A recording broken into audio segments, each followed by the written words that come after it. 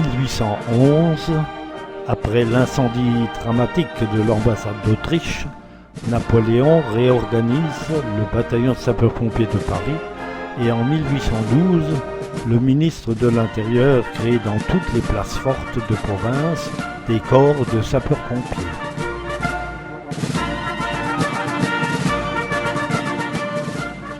C'est ainsi qu'à Sélestat, qu'en 1812, fut créé le premier corps de sapeurs-pompiers.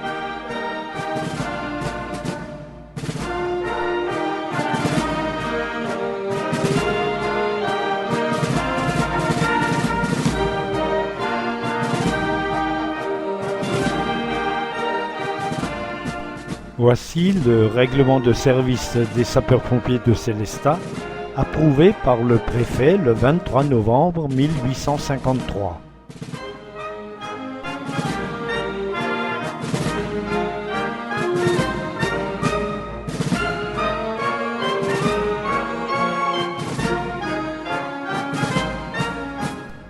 Voici le journal L'Alsace qui relate le plus grand sinistre qu'a connu Sélestat les 7 et 8 décembre 1891, où 31 propriétés furent détruites et 236 personnes qui restèrent sans abri.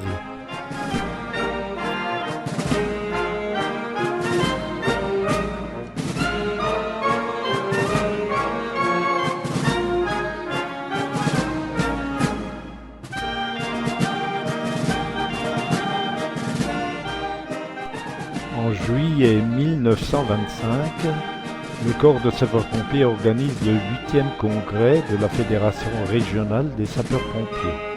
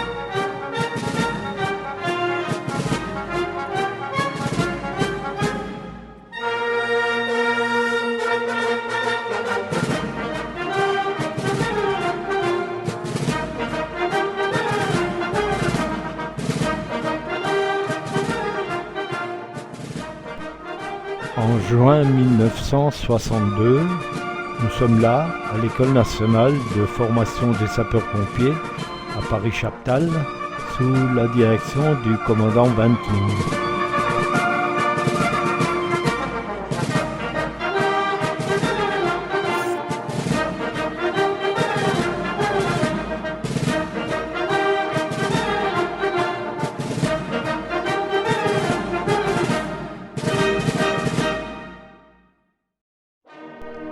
Les 25 et 26 juillet 1964, le corps de sapeurs-pompiers de Sélestat fête avec faste son 150e anniversaire de sa création.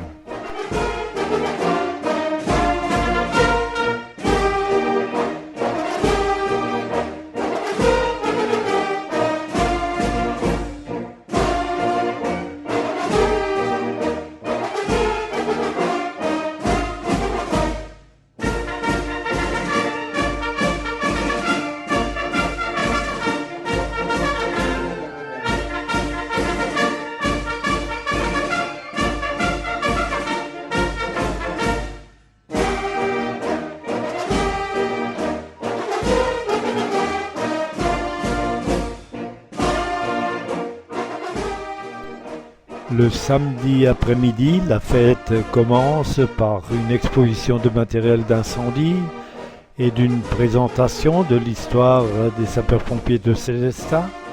Puis le soir, à 21h, la grande nuit du feu dans la cour de la caserne Schweizgut avec la participation de l'équipe spéciale des moniteurs de gymnastique du régiment de sapeurs-pompiers de Paris.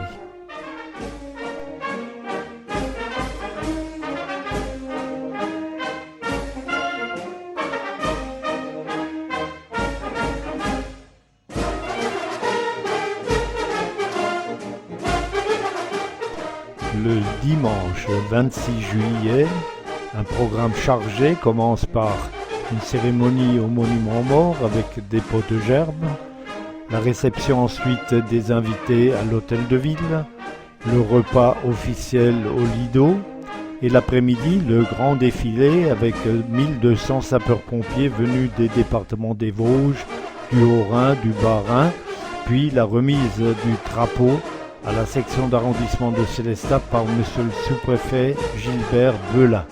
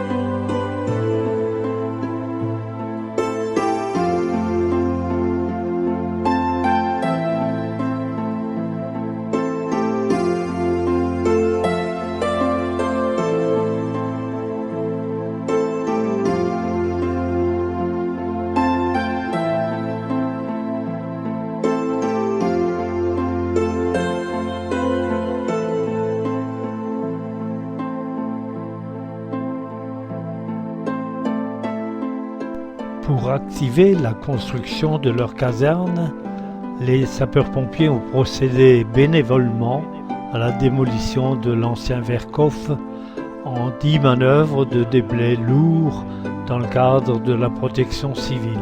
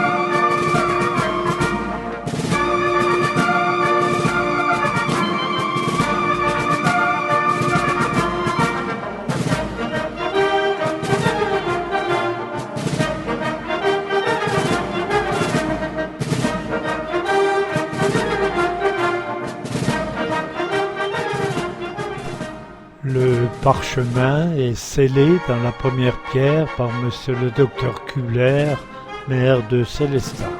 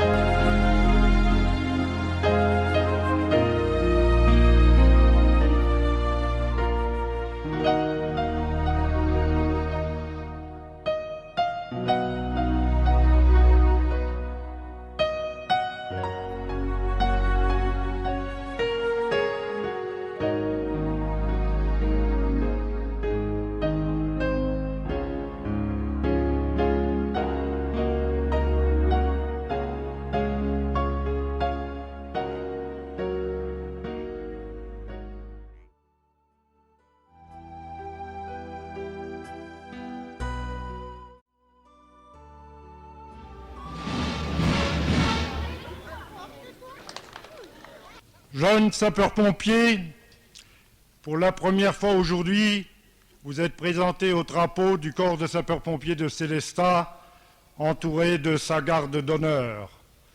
Une tradition qui nous est chère, et c'est pourquoi la cérémonie de cet après-midi doit rester gravée dans vos mémoires. Il faut que, durant toute votre vie, vous vous souveniez de l'honneur qui vous est fait aujourd'hui. Ces trois couleurs ne sont-elles pas, pour tout Français, le symbole de la patrie et pour nous, soldats du feu, l'âme de notre corps? Le drapeau du corps de sapeurs-pompiers de Sélestat, comme tous les drapeaux, a son histoire. Rappelez-vous tout d'abord qu'en 1838, le premier fanion du corps fut porté par la 5e compagnie de la Garde nationale. Rappelez-vous aussi que pendant les années sombres d'entre 1871 et 1918, nos anciens, privés de leur fanion, n'ont jamais voulu connaître d'autres couleurs que celles sous lesquelles ils étaient nés. Et ce n'est qu'en mai 1920 que M. Stoffel, alors maire de Sélestat, répondant au vœu le plus cher de ses amis les sapeurs-pompiers, offrait à la compagnie le nouveau drapeau aux trois couleurs. Jeunes sapeurs-pompiers, prenez dès maintenant la résolution de maintenir ces hautes traditions par un travail consciencieux et exemplaire, mené dans l'ardeur et le sel de votre jeunesse et guidé par l'esprit de dévouement, de discipline et d'abnégation, sans lequel il n'est pas de sapeur-pompier digne de ce nom.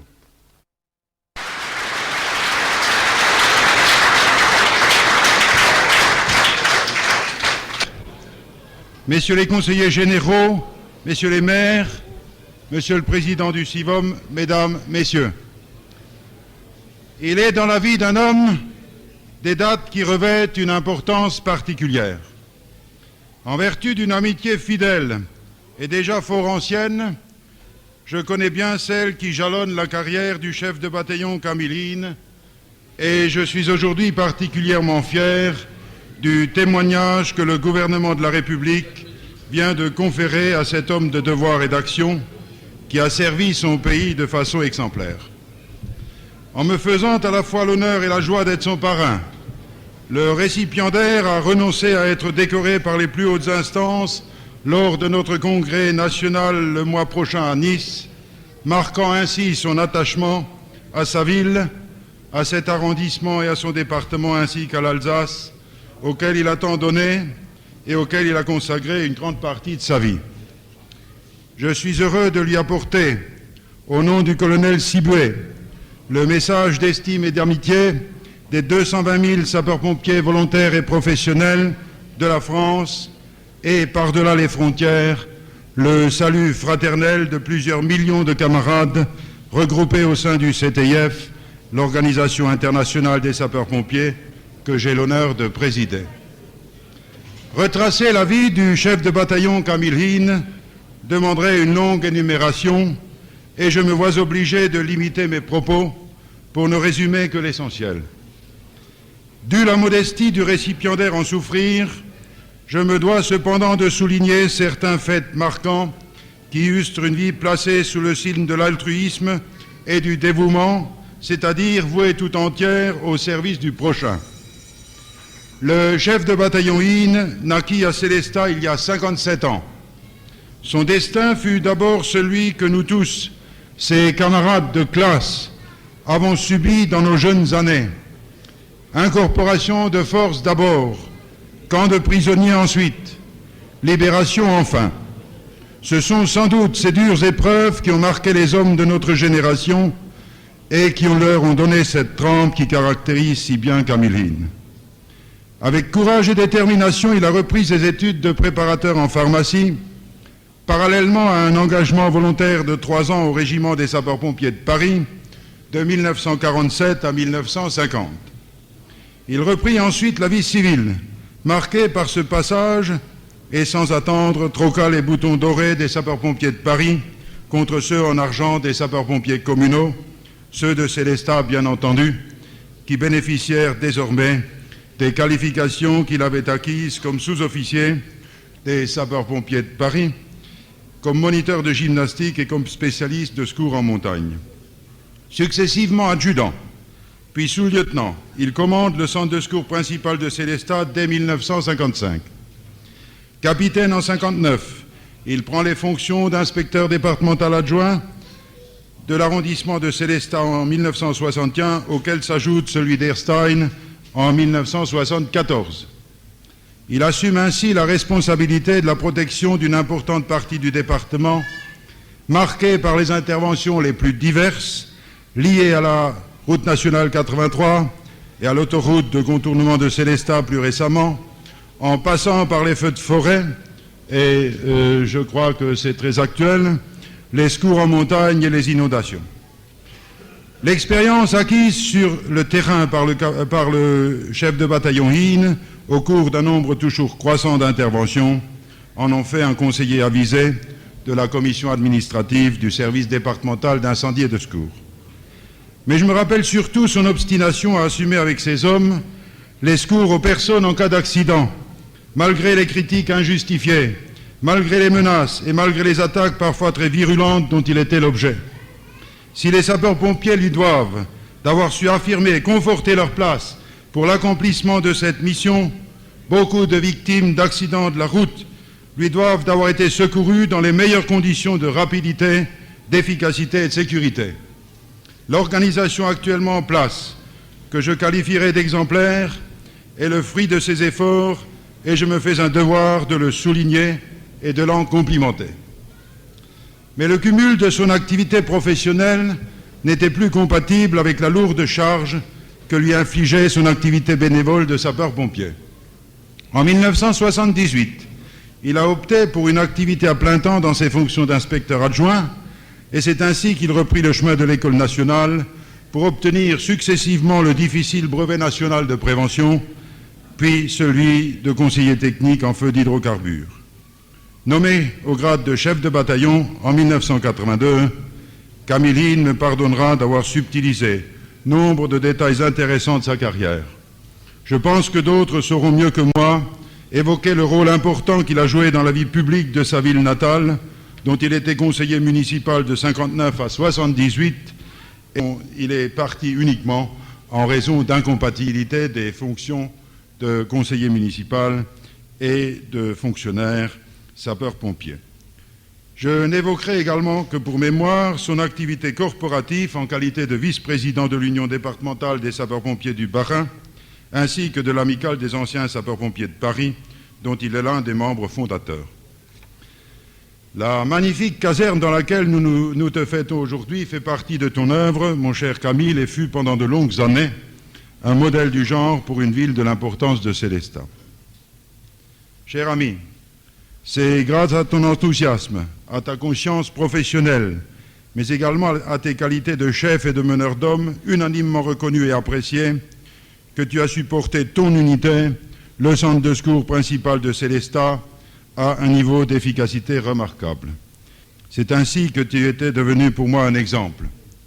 Le déroulement de ma carrière prouve combien j'avais raison en cela, mais tu comprendras ainsi mieux encore l'émotion que j'ai ressentie tout à l'heure en épinglant sur ta poitrine cette prestigieuse croix de chevalier de l'Ordre national du mérite.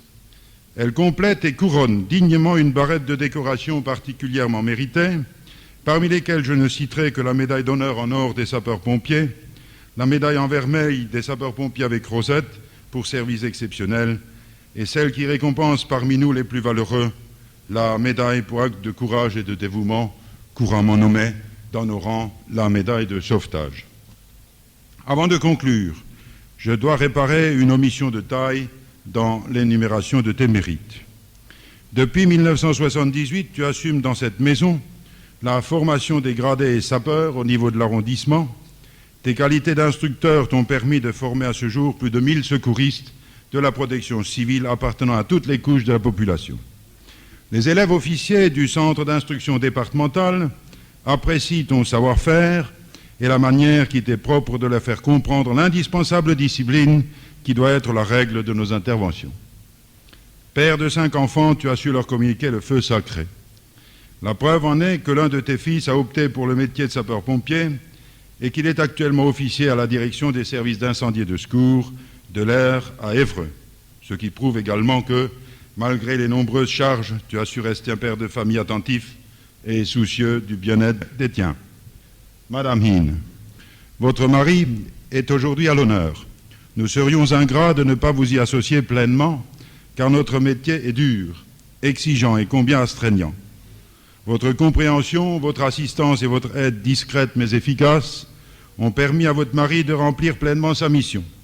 Je vous prie de bien vouloir en accepter le témoignage. Chef de bataillon Hine, cette cérémonie restera vivante dans nos mémoires, car elle est marquée par l'estime et la sympathie que les nombreuses personnalités ici présentes ont tenu à vous témoigner en ce grand jour. La distinction dont vous faites l'objet, dont l'attribution se fait de plus en plus rare dans nos rangs, il faut bien le dire, honore au travers de votre personne l'ensemble des sapeurs-pompiers français, ceux de l'Alsace en particulier. Je sais que vous porterez cette croix avec dignité. Vous pouvez aussi le faire avec fierté, car elle est particulièrement méritée. Je vous en félicite de tout cœur et je vous remercie, car vous allez continuer à servir pour le bien de toute la population et pour l'honneur des sapeurs-pompiers.